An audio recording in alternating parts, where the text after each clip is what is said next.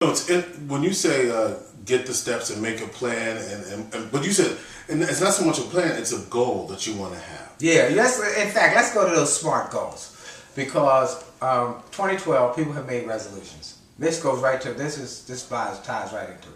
People have made resolutions, and I am on a campaign around the country on radio and television telling people don't make any resolutions. No resolutions. No resolutions. Because they are just a feel-good exercise. You feel good doing them the first couple weeks of the year, and by January the 30th or February the 15th, you have forgotten them. You don't even know what it is that you were supposed to do. But then all of a sudden there's the letdown that you didn't do it. Well, but you've forgotten it.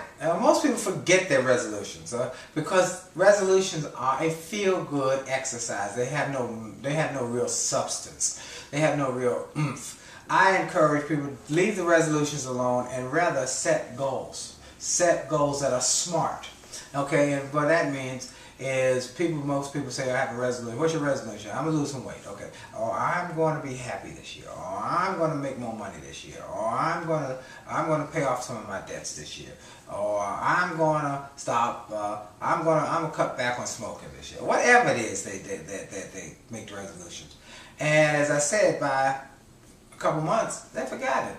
Or they haven't gotten any headwind. They haven't gotten any momentum. They haven't had any productivity because it doesn't empower your brain. Your brain needs to be given specificity. It has to be specific. So here's how the SMART goes. 1, don't do resolutions, set goals. 1, be specific. The S is for specific.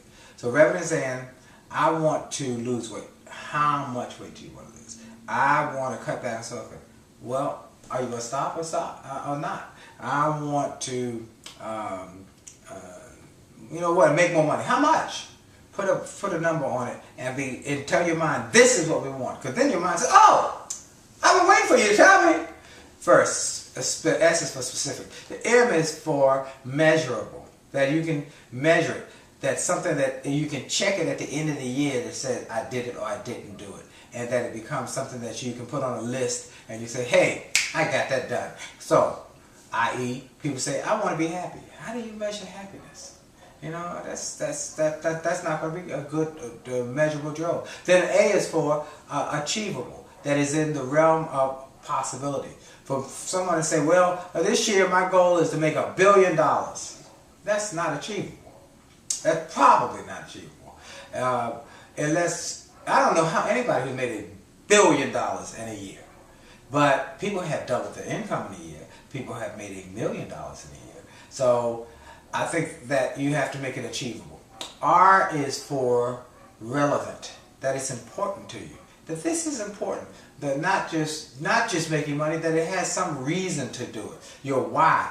I've talked to numerous people over the years who have said the reason for their success is because they were clear about why they were doing it. Everett Hall, the great clothes designer, said his father had worked so hard to raise him and his 3 brothers. There were 4 boys, and his father worked overtime in the factories of Cleveland, Ohio, and did all he could to help his boys develop their interest in clothing and develop their interest in learning about menswear and being able to even learn how to make some little clothes. And he would work extra, and all his overtime money he'd give to the boys, buy fabric, And one day his father had a heart attack, and he said, I had a very important why. This is important. He said, and every year I think about my father, and that gives me a reason to keep going when things get tough. It has to be relevant, because things will get tough. Things will get challenging somewhere along the way. That's life. And so what we will encourage people to make it relevant. And the T is for time bound, is that you can put a date on it. So I am on a mission. As I said, I'm going to lose weight. June the 1st will be my date. All right, I know by June the 1st, how much weight I'm going to lose, I'm going to be able to check it. How much weight are you going to lose by June 1st? I'm going to lose 25 pounds, okay? So 25 pounds from where I started the first of the year. Okay. So by June 1st, you will see a new me, slimmer, smoother, cooler. Alright, so do you need a partner in this? An accountability partner, yeah, you can come on with me, alright, if you want to, alright? So, because brother, you know, you know, I didn't start out here either. Yeah, once we get married and we have children and we get in our work zone and, you know, things happen and before you know it, it just creeps up on you, you know. So SMART goals, specific, measurable, achievable, relevant, time-bound. And then I encourage people to look at these economic challenges that we're experiencing and make a commitment that we're going to turn them around. We're going to turn them around by, in my Turn Setbacks in the Greenback book, 7 simple steps. Now, I'll give them to you quickly. Step number 1 is don't panic. Whatever you do, don't panic. You lost your job, you lost your home, you lost your car, things didn't go well, you're going through a tough time. Don't panic. Whatever you do, to go panic is taken from the Greek word to choke. When you panic, you choke off the air to your brain. You cannot think clearly. You cannot make wise decisions. And when you make a decision, you end up making a poor decision. No, don't do that. So you need to be clear-minded and clear thinking so that when things go crazy, go nuts in your life, you don't have to go crazy and nuts with them. Okay. Number 2, don't buy into the gloom and doom. Don't buy into it and don't repeat it over and over again. So I'm encouraging everybody, if you got some gloom and doom times in your life, don't buy into it. Don't listen to all the bad news. Oh, like a guy came up to me one day and said, you know, I need a job. I said, well, where are you looking? He said, I'm not looking. I said, why not? He said, because television said there ain't no jobs. He had bought in. He had bought in hook, line, and sinker. Don't buy in. If there's not a job, make a job. If there's not an opportunity, create one. So, all right, stop right there because we're going to remember you're in step 2 of the 7 ways to not let the economy affect your ability to create new opportunities for yourself. Because you said that, you know, don't panic, and if you don't have a job, create a job. Isn't that right there where many of us don't treasure our own gifts, where we don't really see our own gifts enough to think that we can create a new opportunity?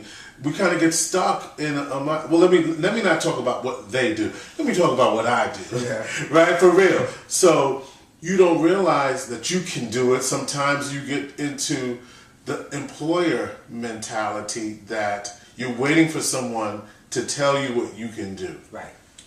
You know, you have hit it on the head. One of the things I encourage people to say is that, you know, start your own, do something for yourself. First of all, I believe everybody can have a job that wants a job or should have a job. But I believe everybody should have something on the side. And that's where the thing I think that most people get a job and that's all they do. And the job becomes their life. But I believe mommy may have, daddy may have, but God bless the child to get their own. And that in the early 1900s, most people in America were entrepreneurs. And most people were small farmers, they were small business people, they had their own. And over the years they got into an employee mindset. And once they got into it, your parents told you what my parents told me. Well, not both my parents. You know, my dad was different. I'll tell you about that shortly. My mom was a teacher. And you'd hear initially, at some point, you'd hear her say, well, you know, most of my friends say it, and she'd say it every now and then, but not much, because my dad would overwhelm her with his thinking. But, you know, most people are told, go to school, get a good education, get you a good job. Isn't that right? Yeah. Yeah. My dad would tell me, go to school, get a good education, so you can create some good jobs. He was an entrepreneur.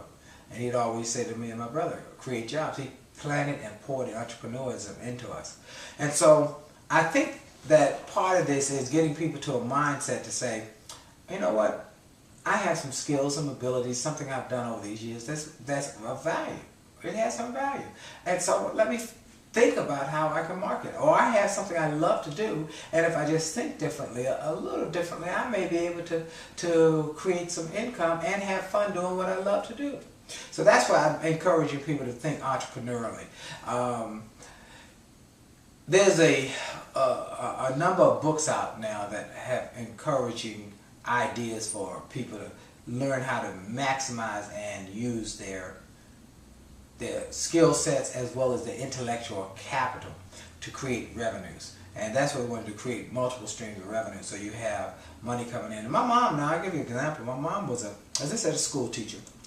And so she believed in getting a good job and getting a good education, but she also had listened to my dad, who talked about always have something on the side. So my mom would be a school teacher during the day, but she always had a second way of creating income, and it was not based on time. It wasn't a time exchange for dollars, where I work these many hours, I get this much money, this much per hour. No, she always had a second way that was a revenue stream, that residual income.